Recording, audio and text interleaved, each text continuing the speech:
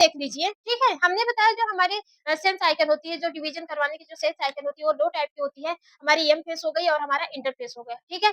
M phase हमारे 3 जो हमारे इंटर फेज़ होते हैं, उसको हम लोग 3 पार्ट में भा बाँटे थे, कौन-सा जी1 फेज़, एस फेज़ और हमारा जी2 फेज़। अब यहाँ पे आप नोटिस करिए जो हमारा जी1, एस और जी2 है, ये देखिए कुछ ज़्यादा बड़े में तो नहीं दिखाया है, इतना बड़ा में दिखाया है, ठीक है? और हमारा जो एम फेज़ है, वो छोटे में दिखा दिया है। ऐसा क्यों?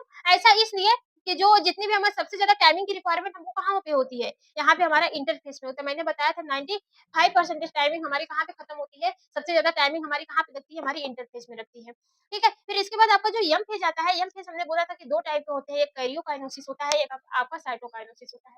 कैरियोकाइनेसिस 4 टाइप के होते हैं, कौन-कौन से होते हैं? आपका प्रोफ़ेज़ होते हैं, मेटाफ़ेज़ होते हैं, एनाफ़ेज़ होते हैं और टेलोफ़ेज़ होते हैं। ठीक है? बात समझ में आई इतनी कि नहीं? कैरियोकाइनेसिस में हमारा जो न्यूक्लियस होता है उसका डिवीज़न होता है और साइटोकाइनेसिस में हमारा किसका डिवीज़न होता है, जो हमारे साइटोप्लाज्म होते हैं उसका डिवीज़न होता है।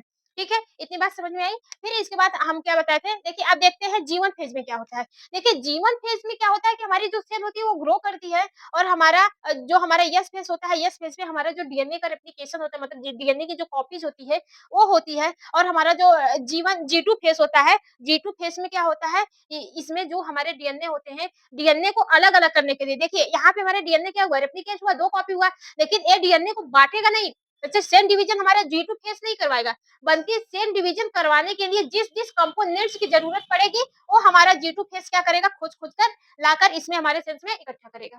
ठीक है?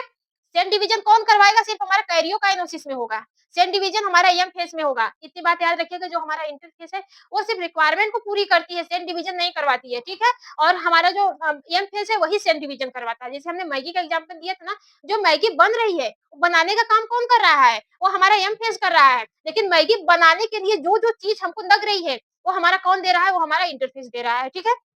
तो उसी टाइप से समझिए, जो मतलब सेल डिवीजन को करवाने के लिए, मतलब ये न्यूक्लियस यहाँ पे देखिए डबलिंग हो गई, लेकिन अब इसको अलग करना है ना भाई, न्यूक्लियस भी डबल कॉपी हो गए, सारे ऑर्गेनिल्स भी डबल डबल हो गए। अब इसको अलग करना है, तो इसको अलग करने के लिए जो हमारा जी2 फेस होता है, वो क्या करता है, वो कंपाउंड्स खोज खोज के लाता है, देता है। तो जो हमारा ये होता है कैरियोकाइनेसिस, कैरियोकाइनेसिस में क्या होता है, न्यूक्लियस का डिवीजन होता है। ठीक है? किसका डिवीजन होता है? न्यूक्लियस का डिवीजन होता है, जिसमें कौन कौन से प्रोफेस आते हैं, मेटाफेस आते हैं, एनाफेस आते हैं, टेलोफेस आते हैं। ठीक है? इस फेज़ को फॉलो करके हमारे न्यूक्लियस का डिवीज़न होता है। न्यूक्लियस के डिवीज़न के बाद फिर हमारा साइटोप्लाज़्म आता है। फिर एक है साइटोसिस में क्या होता है, वो हमारे पूरे फिर अलग कर देता है, मतलब साइटोप्लाज़्म से ही अलग कर देता है। पहले न्यूक्लियस का डिवीज़न होगा, फिर वही हमारे साइटोप्लाज़्म का डिवीज़न होगा, 2 अलग-अलग सेल बन जाएँगे। ठीक है?